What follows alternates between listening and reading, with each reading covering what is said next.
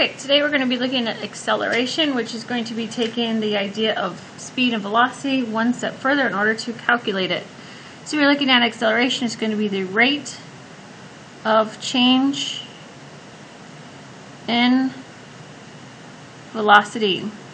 And you can change you can have acceleration when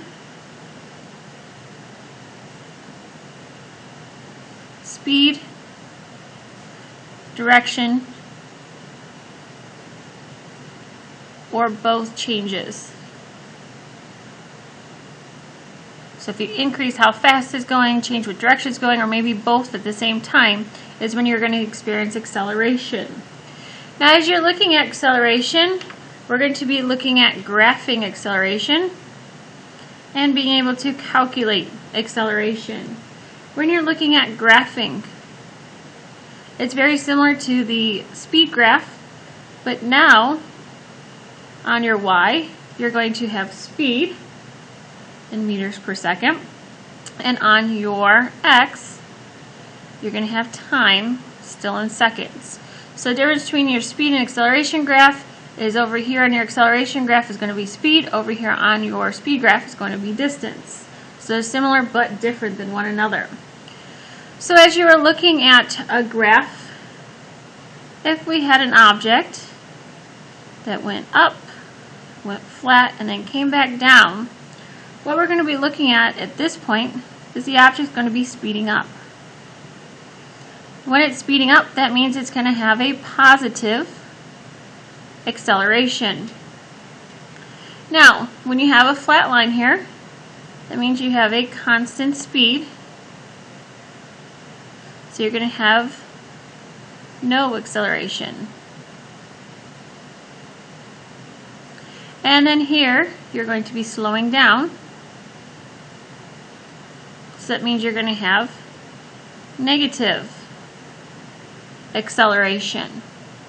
So in this one graph alone, we went through positive acceleration, where there was no acceleration, and where we have negative acceleration.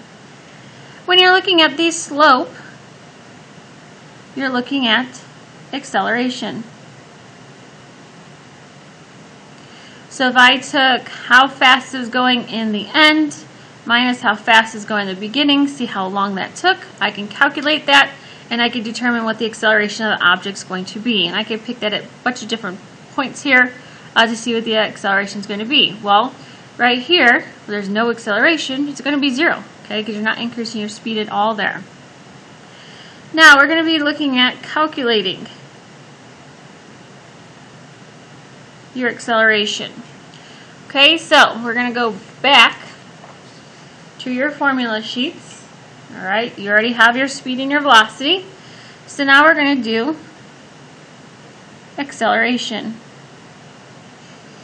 Alright, acceleration equals change in velocity divided by time. Change in velocity equals acceleration times time, and time equals change in velocity divided by acceleration. Now you see this delta symbol here. Okay, delta in the scientific world means change in. Okay, so that means you're going to be subtracting.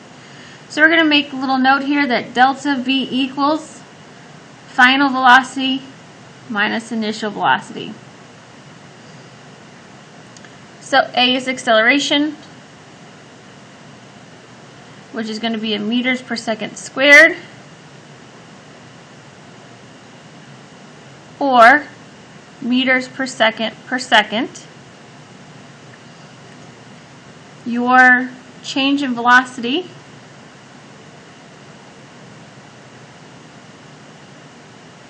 is going to be meters per second, and time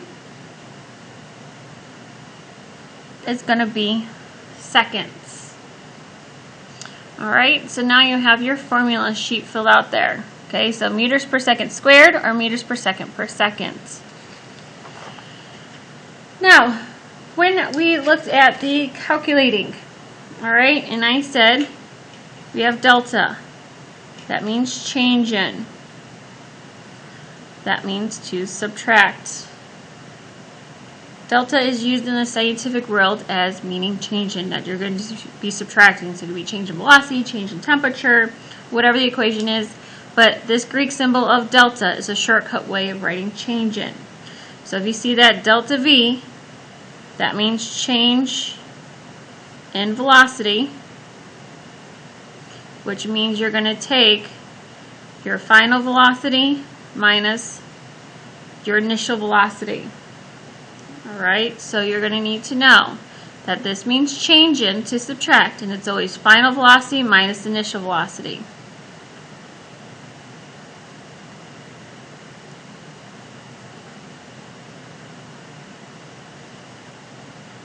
Alright, so you're going to be subtracting where you ended minus where you started. Okay, so where you ended minus where you started.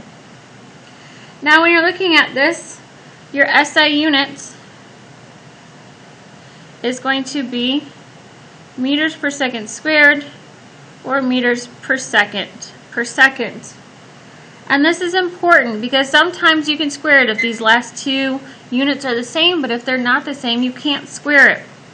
What the first two letters are telling you, this is the unit for speed.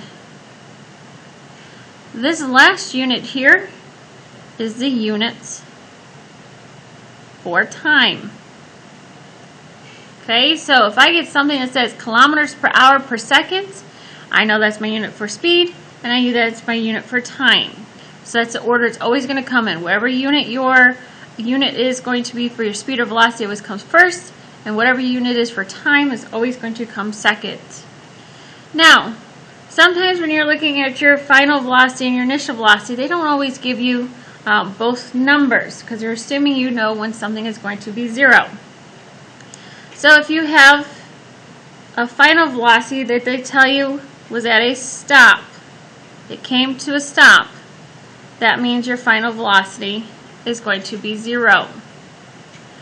If you're looking at when can your initial velocity, alright, when it says it's from rest, that means your initial velocity is going to be zero. So if they give you the words rest or stop, 9 times out of 10, stop means your final velocity is going to be zero. Your initial velocity is going to be zero if you see the word rest. Okay, so there are two words to be looking for when you're trying to figure out what is going to be the third number in the equation. Now, when you're looking at the acceleration, we're going to go over some examples. So we're going to go over some examples on page 375. So we're going to take a look at number 1. And it says Natalie accelerates her skateboard along a straight path from 0 meters per second to 4 meters per second in 2.5 seconds. Find her average acceleration. So we know we're going to have A, VF, VI, and T. So that first number there, 0 meters per second, that's where she started. So my initial is going to be 0. The 4 meters per second is where, or how fast she was going in the end. So that's going to be my final. So where it began and where it ended. And it told me it took 2.5 seconds. So acceleration equals change in velocity divided by time. So 4 meters per second minus 0 meters per second divided by 2.5 seconds. When you do this, you're going to come up with an answer of 1.6, and your unit's going to be, well, we have meters per second for our velocity, per seconds for our time. That's how I come up with the units. Now again, you see I'm showing all the steps, listing the original, my equation, the answer with the unit, and circling. Remember, we always have to take these steps in order to receive full credit or get credit when we are doing these equations.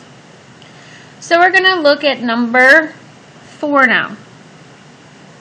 Okay, number 4, because 2 and 3 are the same as number 1 there.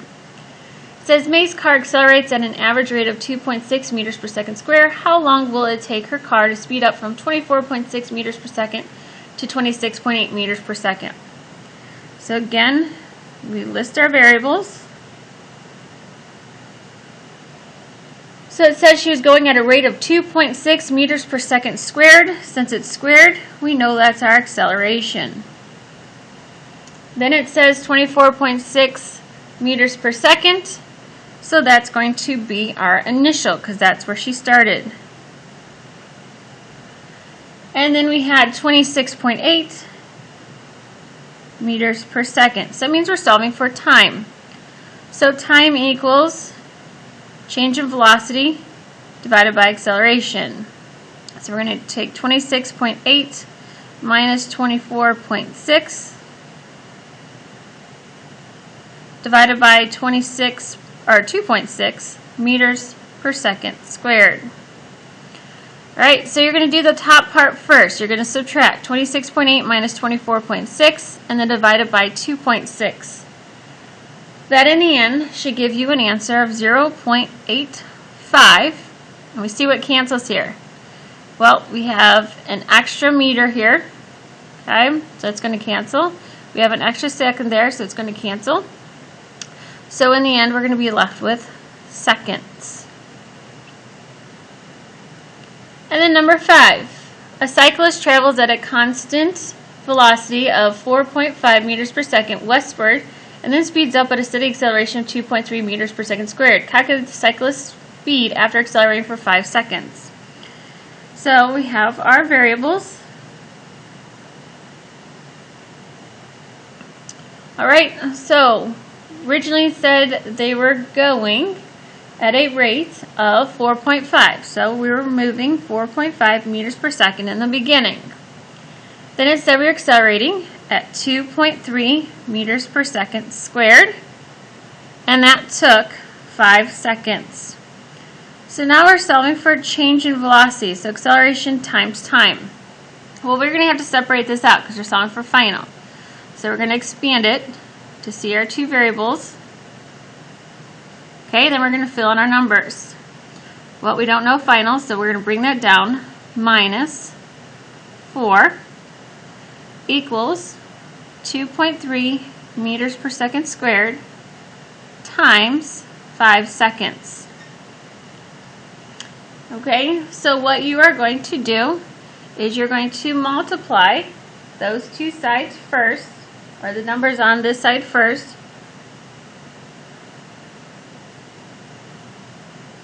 which comes out to be 11.5. So we're just going to bring this down. Okay, so we have 11.5 over here. Now, to get this 4 to the other side, we add it.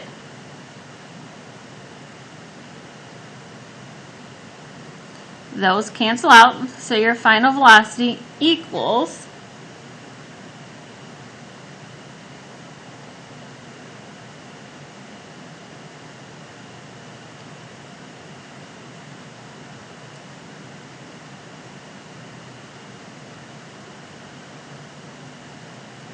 15.5 meters per second.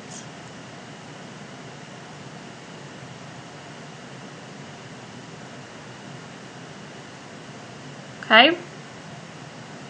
If there's questions there, you'll have to chime in when you're doing this and let me know if there's a question there. Okay. Now, the next thing